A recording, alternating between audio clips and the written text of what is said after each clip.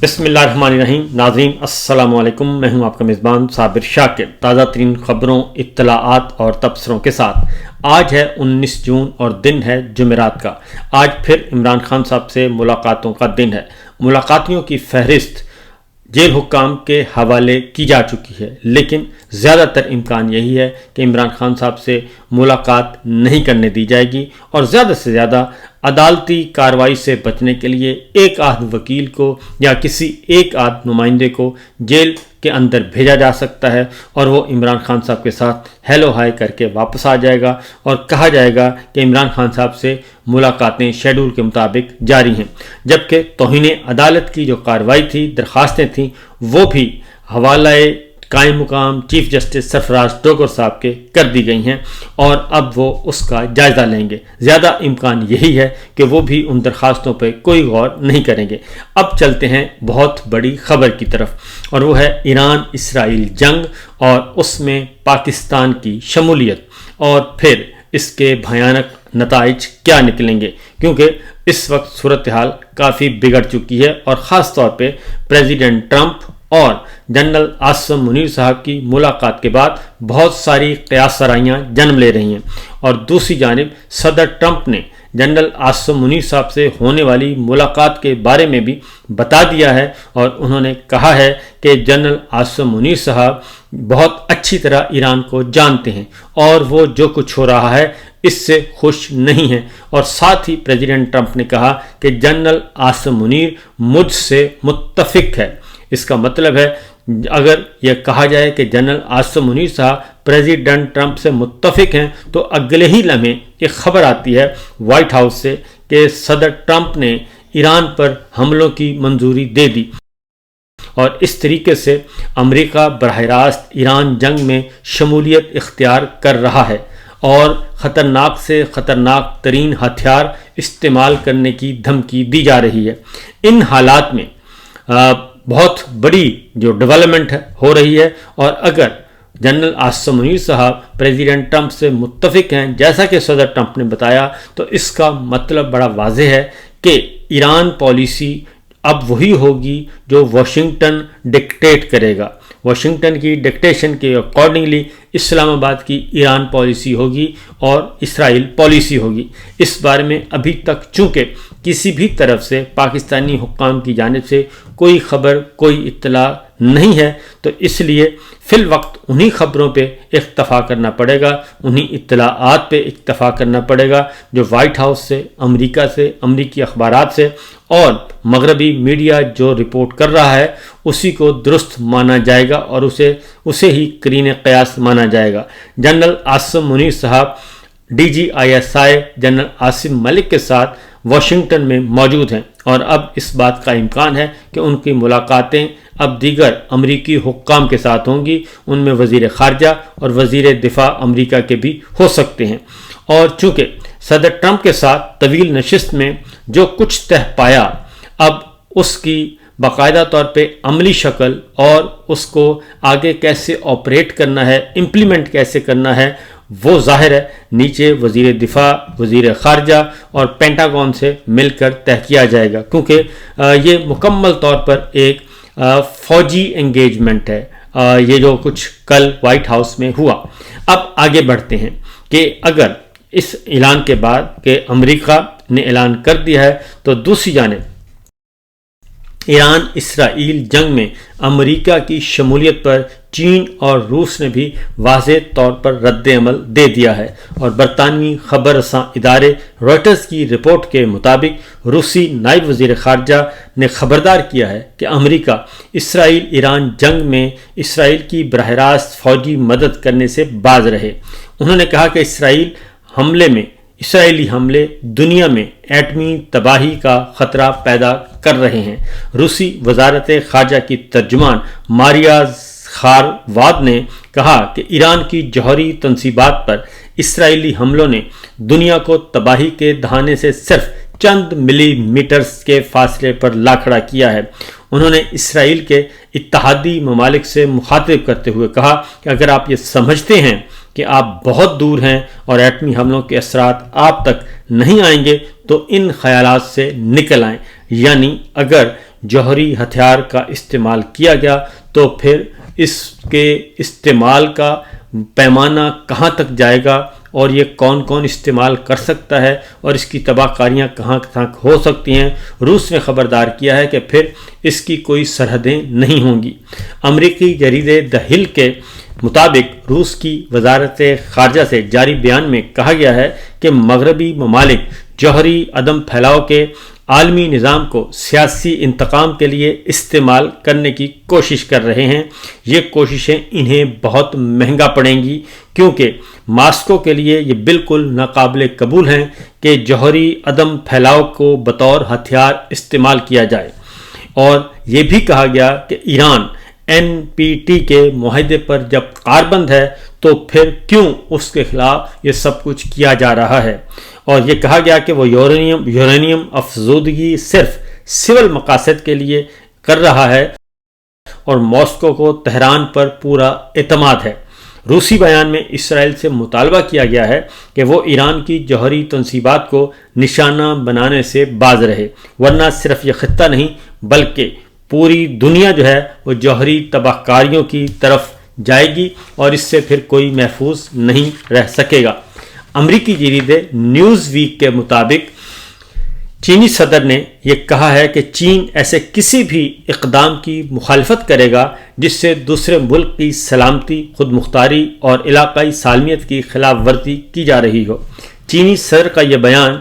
Trump کے ایران کو غیر مشروط طور پر ہتھیار ڈالنے کے مطالبے اور جنگ میں شمولیت کے فیصلے کے بعد سامنے آیا ہے،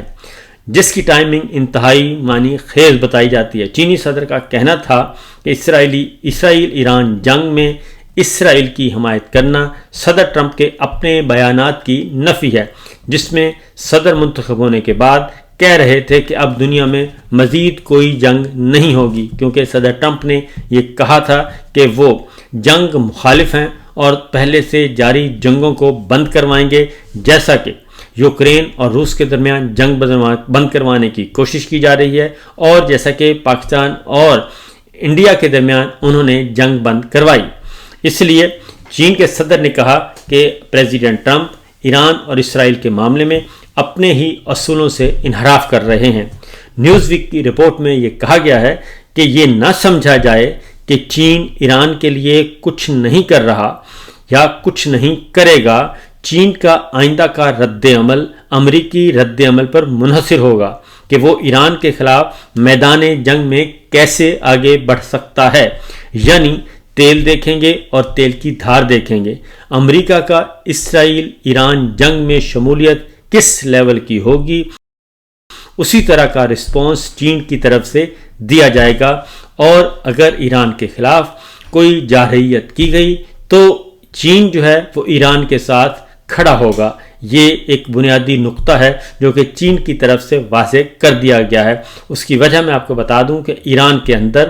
جو چین کا بھی بیلٹ اینڈ روڈ انیشیٹو اور سی پیک جو تجارتی راہداری ہے، ان پروجیکٹس میں بھی چین کے اندر بہت زیادہ انویسٹمنٹ ہے اور تجارتی راہداری کا ایران ایک اہم ملک ہے۔ اس لیے چین کے اپنے مفادات، مالی مفادات، تجارتی مفادات، سیاسی مفادات اور اسٹریٹجک مفادات ایران کے اندر موجود ہیں۔ اس لیے ایران کے اندر کسی بھی قسم کی کوئی تبدیلی بزور قوت کرنے کی کوشش کی گئی اور چین کے مفادات کو نقصان پہنچانے کی کوشش کی گئی تو آٹومیٹکلی چائنا جو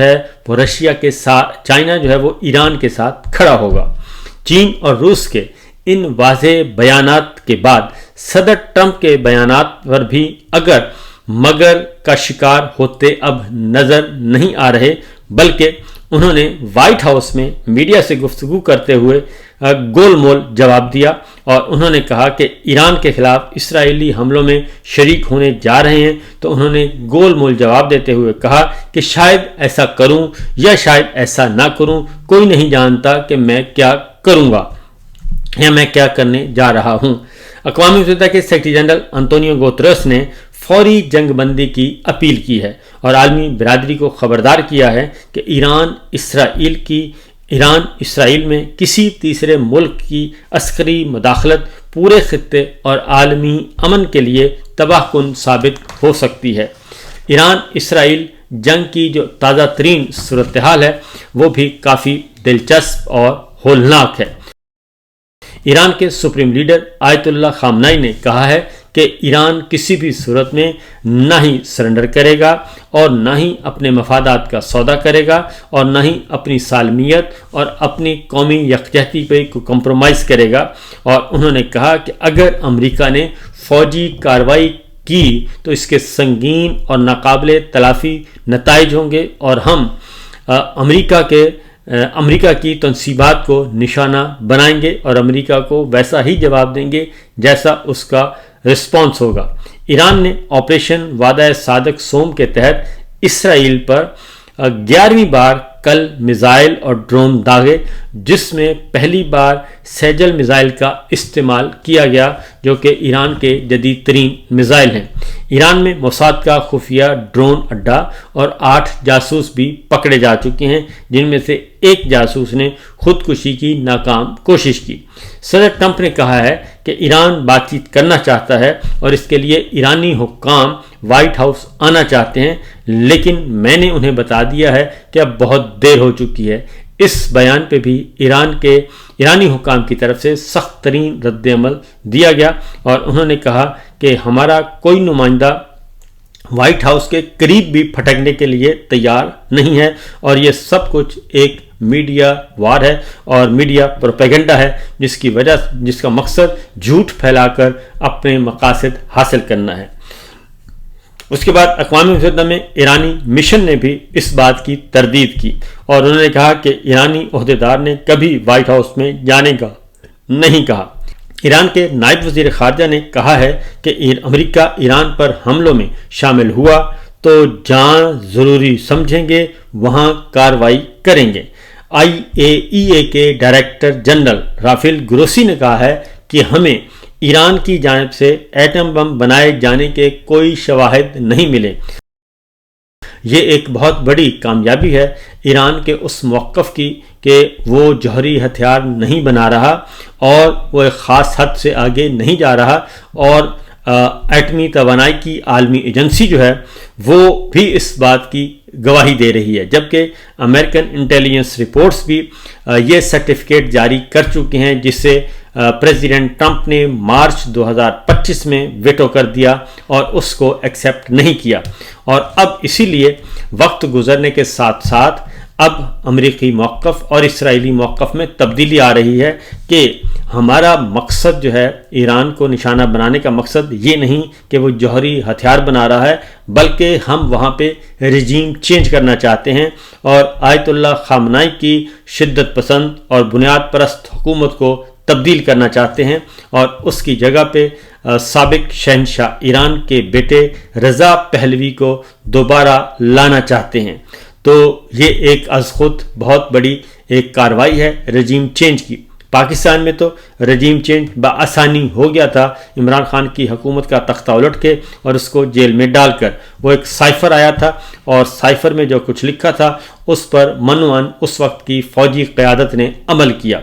लेकिन ईरान का मामला ज़रा मुख्तलिफ है और ईरान में रजीम चेंज करना है तो इसके लिए बहुत बड़ी सर्जरी, बहुत बड़ा ऑपरेशन करना पड़ेगा और उसके मनफी असरात ज़्यादा मुरतब हो सकते हैं और पूरे का पूरा ईरान नहीं बल्कि पूरा खित्ता डिस्टेबल हो सकता है और यहाँ पे गुरिल्ला जंगें शुरू हो सकती हैं। ईरान पासदारान इनकलाब ने दावा किया है कि मकबूजा फ़लस्तीन में इसराइली दिफाई निज़ाम तबाह कर दिए हैं। CNN के मुताबिक अमेरिका ने फ़ौजी तैयारों के ज़रिए इसराइल से कुछ सिफारती अमले को भी निकलवा लिया है